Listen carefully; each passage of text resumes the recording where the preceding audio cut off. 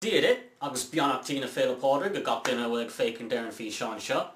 An bliain sicáta rinne mé fí seán ar dúirt mé an scéal faoin éh pádraig é féin. An bliain seo do lá féile pádraig 2009. Tám chun déanamh scéal eile. Tám chun déan an scéal faoi na Lough Aderra. Agus freisin tá mé chun stop ag caint a scoilga inis. Because I don't want to be subtitling this whole video because it's going to take me ages and I just don't have enough time to do that right now. So I'm just going to continue on in English if you don't mind.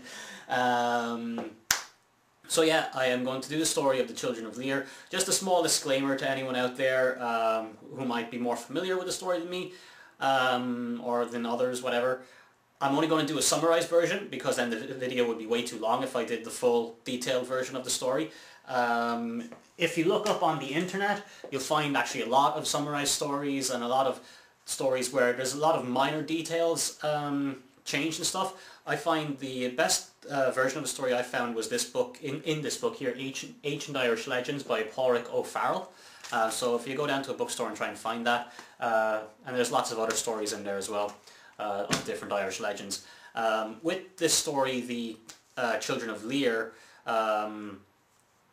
Lir and some of the other characters are either referred to, depending on which story you're reading, they're referred to as either kings or gods. I prefer to think of them as gods because I think when Christianity first came into Ireland and they kind of, you know, what's the word, rewrote some of the stories, they took obviously what were gods and turned them into kings, so because obviously, you know, there's supposed to be only one god in Christianity.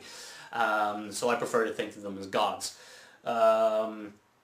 Also, it has been well over a decade since I have read this story out loud, and possibly 15 years or so since I have actually heard someone else speaking this story. So place names and character names when I'm telling the story, sorry if I don't pronounce them right.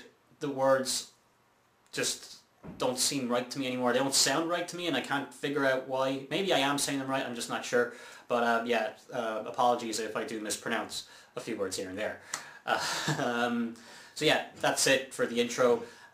Going on to the video now. Beannachtaí na féile pádraig dit. Many years ago, when Ireland was still ruled by the Tuatha De Danann, the tribes of the goddess Dana, a new king was selected to rule them, the god of wisdom, Bodarug. This, however, did not sit well with the god of sea, Lir. So, in order to make peace between them, Bodarug offered Lir one of his own daughters, Niamh, to be his wife. Together they had 4 children, 1 girl, Fionnuala, and 3 boys, Ea, and the twins Cion and Fiachra. Sadly, Niamh died in giving birth to the twins, and feeling sorry for Lir and the children, Bodarug again gave Lir another of his daughters, Aoife, to be his new wife. At first the family was initially happy, but as time passed by, Aoife started to become jealous and paranoid of the children, for she believed Lir loved them far more than he loved her. Not having the strength nor the courage to kill the children herself, she tried to hire others to do it for her, but everyone refused. So she thought of another way to get rid of them. One day, while Lir was away, Aoife brought the children to a lake, Lough Aderra, and while they swam and played, she cast an evil curse upon them. "Live then not as children but as swans," she said. A great light enveloped the children, and as it faded, they were there no more, but 4 swans swam in their place on the lake. Aoife then cursed them to live 300 years on Lough Aderra, and 300 more on the northern seas of Moyle, and finally a further 300 years on the western waters by Inishglora, and only when they heard the bell of the new god would the curse finally be broken. They did, however, retain their human memories and ability to speak and sing. Aoife tried to tell Lir the children were killed in an accident by wild animals, but he did not believe her. He went in search for them, and on coming to the same lake, he began to rest. A swan approached him, and he was surprised when it began to speak. He then realized it was the voice of his daughter, Fionnuala. She told him what Aoife had done, and as punishment, Bodarg and Lir transformed Aoife into an air demon, and she floated into the sky, never to be seen again.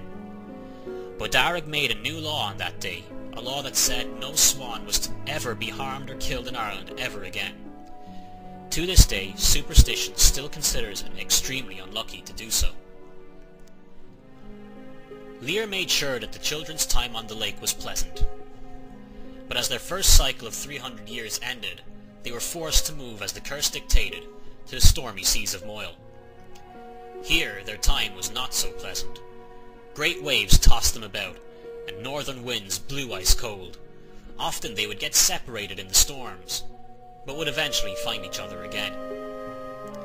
When the second cycle of 300 years passed, they gladly departed the seas of Moyle, and headed for the warmer waters by Inishglora.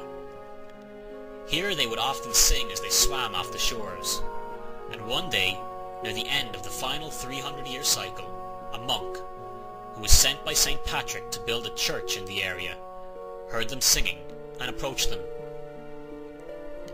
The swans told him their story, and in turn he told them of Christianity, which St. Patrick had brought to Ireland. The children knew that this was the new god Aoife had spoke of in the curse. As yet, the monk's church had no bell. The monk looked after the swans while they waited for the bell to be built, but quickly word spread across the land of 4 swans that could sing like angels. The wife of the king of Connacht heard of the swans and wanted them for herself. Soldiers were soon sent to seize the swans by force, but when they arrived the bell had just been completed. The bell was rung and a blinding light enveloped the swans once more. When it faded, they were swans no more, but neither were they the beautiful children they once were, but 900-year-old withered wretches.